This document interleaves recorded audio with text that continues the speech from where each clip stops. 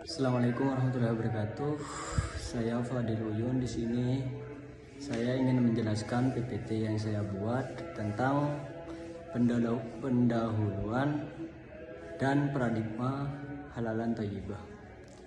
Yang pertama itu ada perkembangan TKM, yang dimana dari efisiensi ke filosofi organisasi menyeluruh, mutu menyentuh budaya, proses, dan tujuan. Artinya bahwa konsep manajemen kualitas terus berkembang.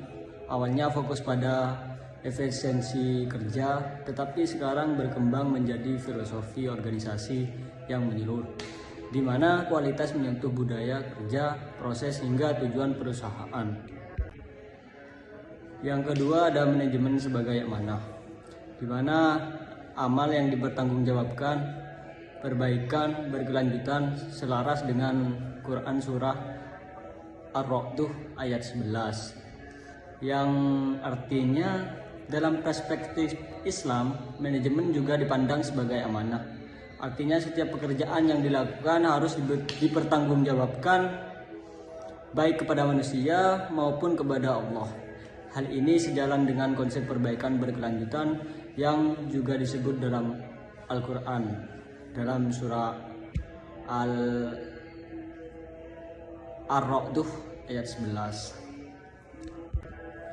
Yang ketiga ada halalan thayyibah, yaitu mutu fungsional, kesucian, substansi dan proses, produk bermanfaat dan diberkahi, yang dimana diperkenalkan konsep halalan thayyibah, yaitu bukan hanya produk yang halal secara hukum, tetapi juga baik, bersih, bermanfaat, dan memberikan keberkahan bagi konsumen. Yang selanjutnya dimensi kualitas dan 4 pilar kehalalan, di mana pilar kehalalan yaitu ada halal zat, yaitu bahan bersih dari haram, ada halal memperoleh, yaitu transaksi dan modal terbebas dari riba, dan ada juga halal produksi, proses bebas kontaminasi najis. Yang terakhir ada halal hasil, di mana ada manfaat, keselamatan, dan keberkahan. Selanjutnya sistem jaminan halal atau SJH dan kualitas spiritual atau IMP. Di sini untuk memastikan produk tetap halal dan berkualitas, perusahaan perlu menerapkan sistem jaminan halal atau SJH. Sistem ini menggunakan metode manajemen PDCA, yaitu Plan, DO, Check, dan ACT. Pada tahap plan, perusahaan mengidentifikasi potensi risiko yang bisa mengganggu kehalalan produk. Pada tahap DO, perusahaan menerapkan SOP atau prosedur kerja halal dalam proses produksi. Ada tahap cek dilakukan melalui audit dan pemeriksaan produk secara berkala. Sedangkan tahap ACT dilakukan perbaikan berkelanjutan untuk meningkatkan sistem yang sudah ada.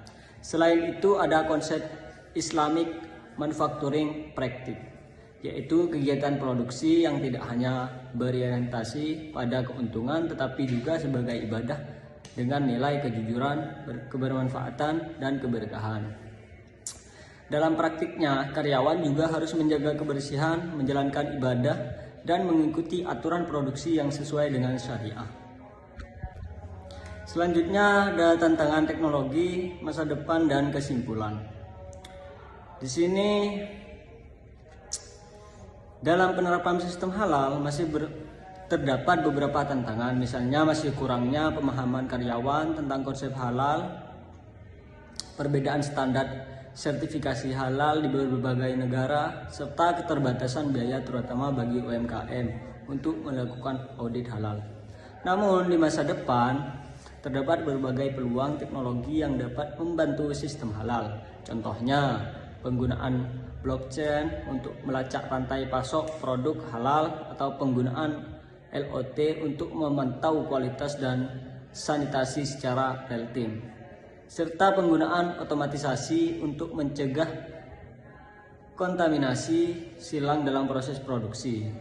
Sebagai kesimpulan, perusahaan perlu mengintegrasikan sistem jaminan halal dengan sistem manajemen mutu serta meningkatkan pelatihan bagi karyawan agar kualitas produk tidak hanya halal secara hukum tetapi juga memberikan keberkahan bagi masyarakat. Terima kasih. Assalamualaikum warahmatullahi wabarakatuh.